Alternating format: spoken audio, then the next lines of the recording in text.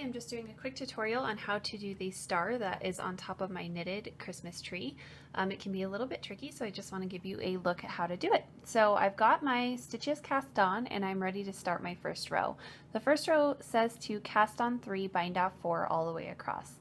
So in order to cast on 3, we're using the cable cast on method.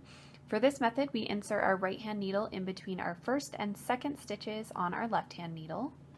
Take our working yarn, wrap it as if to knit, loosely pull up a loop, and then place that loop onto our left hand needle.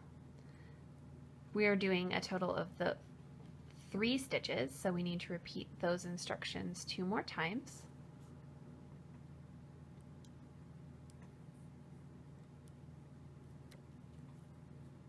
And then we're ready to start our bind off 4 section.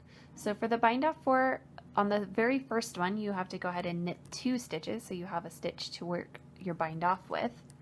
And then you always do the traditional bind off method where you take your first stitch up and over your second stitch.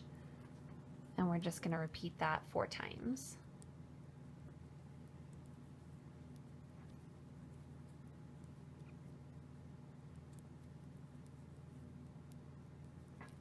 And then we're going to go ahead and repeat across to the last row. So I'm going to repeat that whole sequence 3 more times. When you make it across to the last stitch, you're going to have something that looks like this. You've got 4 little picots there, and you are ready to do your very last one. But instead of going in between the first and second, since we only have 1 stitch left on our left hand needle, we're going to insert behind that 1 stitch, yarn over, pull up a loop, place it on there, and that's how we do our cast on 3.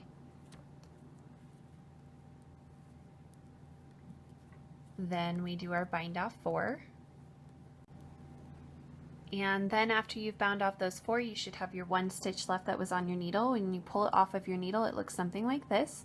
You can go ahead and cut that yarn end.